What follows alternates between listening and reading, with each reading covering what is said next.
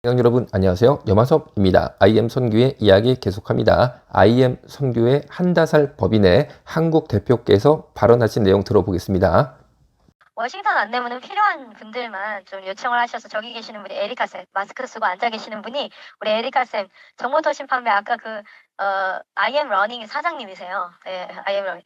1년 매출이 막 13억 작년에? 어마어마해요. 우리 선교회는 돈을 잘 벌어요. 그리고 그 돈에 매월 70만 원만 내 통장에 남기고 다 헌금합니다. IM 선교회로. 우리 여기 식당도 돈 진짜 잘 벌어요.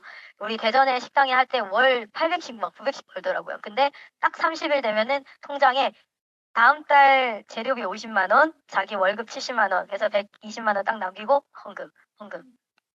선교도들이 그렇게 살았잖아요. 나에게 주신 돈을 딱 정하고 나서 나머지 모든 수익은 하나님 나라 위해서 쓰십시오. 돈 잘 버시는 분이에요. 저렇게 앉아 있어서 그렇지. 저분 통장으로 돈이 다 들어오더라고. 저랑 말씀은 개털이에요. 아무도 없어.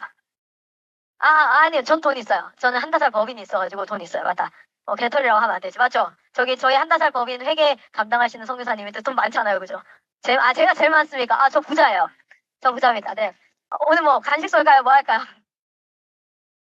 IM 선교 산하 IM 러닝은 IM 선교에서 공부하는 학생들에게 해당 교재를 판매하는 회사입니다. 그 회사가 들어보셨던 것처럼 1년 수익이 코로나 한참 힘들 때 13억이었습니다.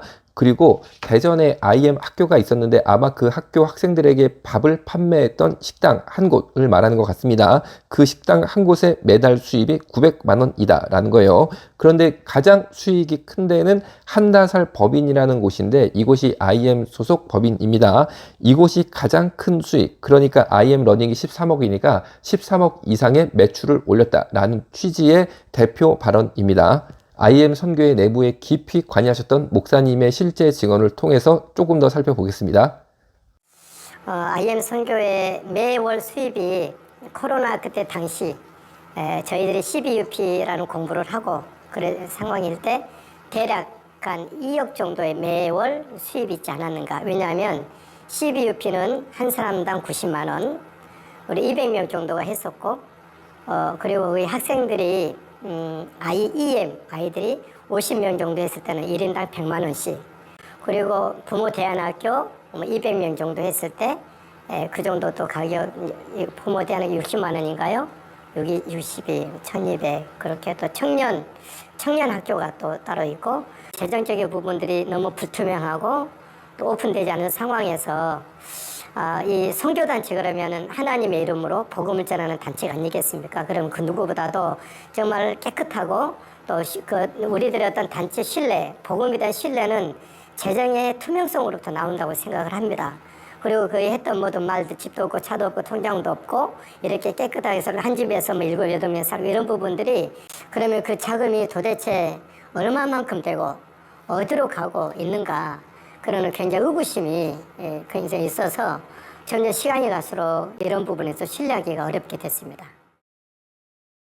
들어보셨던 것처럼 코로나로 한참 힘들 때 IM 선교회가 매월 2억 이상의 수익이 났을 것으로 당시 본 목사님께서는 증언을 하셨는데, 현재 IM 선교회의 교육 사업이 코로나 당시보다 3배 이상 확장이 됐다고 합니다. 그래서 2억 곱하기 3이면은 한 달에 6억 이상 현재는 수익이 발생할 것으로 볼 수 있을 것 같다라는 제 개인적인 의견까지 가지고 있어요.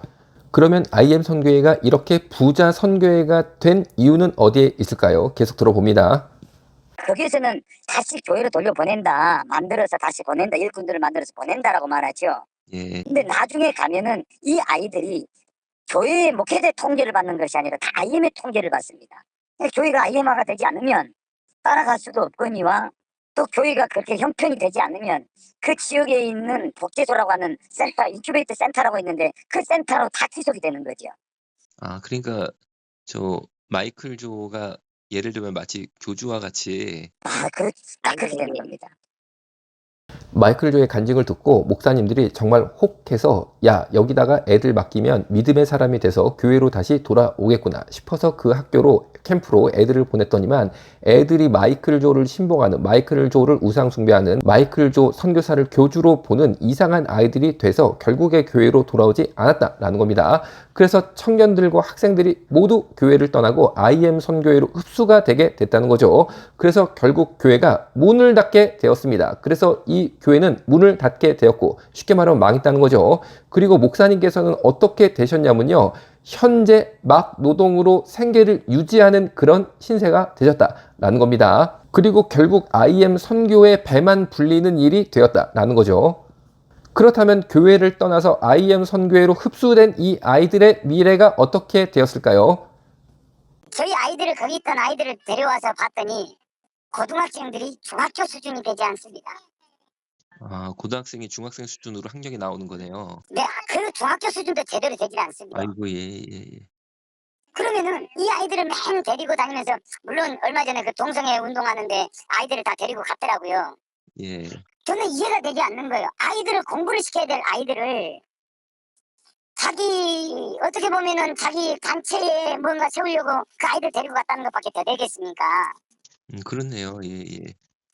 그러니까 아이들을 그런 데 데리고 다니는 거예요. 교회 부흥운동한다고 교회 자기네들 IM 수행학장 하는데 이 교회에다가 애들 그렇게 막 날마다 찬양 연습시키고 뭐 이렇게 막 걸어가는 연습시키고 해가지고 아이들 파송시키는 거예요. 맨 그런 데만 보내는 겁니다. 공부를 해야 될 아이들을 그 아이들 학력평가 한번 해보자는 거예요. 아이들이 고등학생이 돼서 학력 검정을 해 보니까 이 아이가 중학교 수준이 안 나왔다라는 겁니다. 그러면은 공부를 왜 이렇게 안 시켰냐 보니까 IM 선교에 홍위병처럼 돼서 각종 행사에 끌려다니면서 맨날 찬양하고, 이번에 물론 동성애 반대 퀴어 축제 국민대회 때 IM 선교회 학생들 수백 명이 나와서 깃발을 잡은 것으로 저도 알고 있습니다. 그런데 막상 그런데 동원된 아이들이 실제로 그 나이에 쌓아야 될 실력과 학업에 대해서는 정말 부족하게 되었다라는 거죠. 자, 결국 IM 선교회 보여주기 쇼에 학생들을 동원한 것이다 라는 피해자 가정의 진술입니다. 그래서 피해 학생의 부모께서는 우리 아이가 IM 선교회 마이클 조 믿고 갔다가 바보가 됐다라고 가슴을 치고 통곡하고 계십니다. 그리고 마이클 조 선교사께서는 나는 모든 혐의를 다 무혐의로 이기고 돌아왔다. 코로나 기간 동안 오히려 IM 선교회는 급성장을 하는 하나님의 큰 축복을 받았다라고 간증을 계속 하시지만, 제가 지난 영상에서 감염병의 예방 및 관리에 관한 법률 위반으로 100만 원 벌금을 낸 사실을 공개를 했는데, 추가로 대전 IM 국제학교가 식품위생법 위반으로 과태료를 낸 사실도 추가로 확인을 했습니다. 자, 물론 식품위생법 위반으로 과태료 낼 수 있다고 저는 생각을 합니다.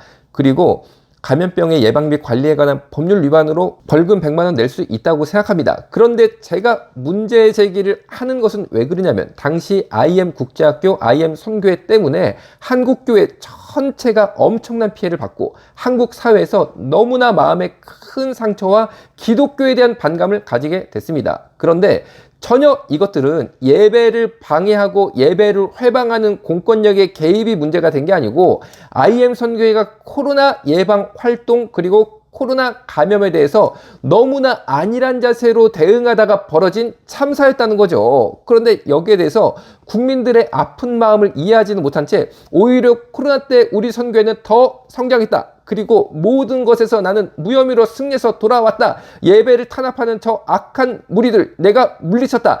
라는 뉘앙스의 간증을 해서는 안 된다라는 겁니다.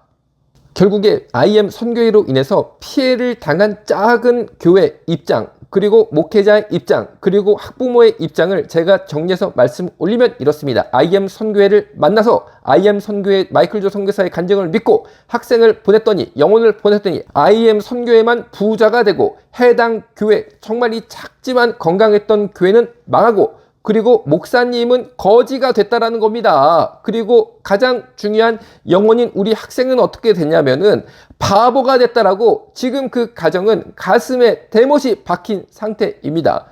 이 모든 것이 저는 과도한 IM 선교사와 마이클 조 선교사의 성장주의, 물량주의 욕심에서 나온 것이라고 생각이 됩니다. 정말 단 한 명의 아이를 키우더라도 다윗처럼 10년을 내다보시고 성실하게 믿음으로 키우시는 것이 필요하지, 그냥 문어발식으로 여기저기서 애들 다 끌어당기면 이런 부작용이 날 수밖에 없다라는 거죠.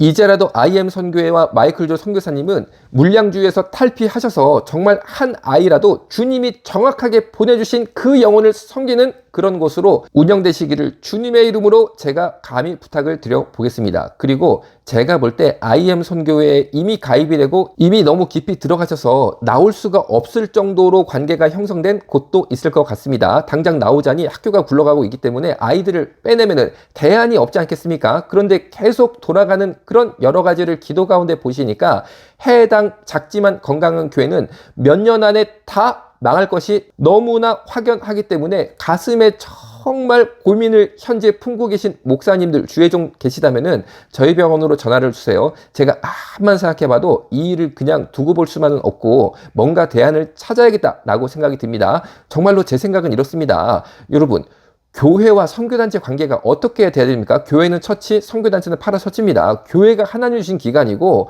교회 중심으로 아이들이 자라야 됩니다. 그런데 선교회가 문어발식으로 교회를 선교회로 끌어당겨들면 교회 망가뜨리고 안에 있는 영혼들을 흡수 통합하는 것은 저는 절대 하나님이 기뻐하신 일이 아니고 건강하지 않다라고 생각합니다. 그래서 정말 교회가 잘 아이들의 교육을 담당할 수 있도록 뭔가 지금 새롭게 해야 될 것 같습니다. 그래서 정말 여기서 이런 피해 가운데 현재 있는 목사님들이 저희 병원 전화번호 밑에 댓글 최상단에 띄웁니다. 여기다 전화하셔서 메모를 남기세요. 그러면은 목사님들을 좀 모임을 만들려고 그래요. 모임을 만들어서 정말 주의종끼리 우리 같이 기도하면서 뭔가 개교회가 힘있게 주님 안에서 차세대 교육을 향해서 일어날 수 있는 방법을 한번 모색을 해보자 합니다. 자, 꼭 연락 주시면 감사하겠습니다. 예수님을 기대하고 기도합니다. 감사합니다.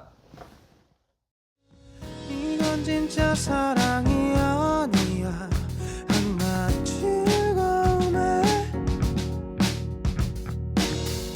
이상 없는 선택이 비극이 될 줄은 몰랐어.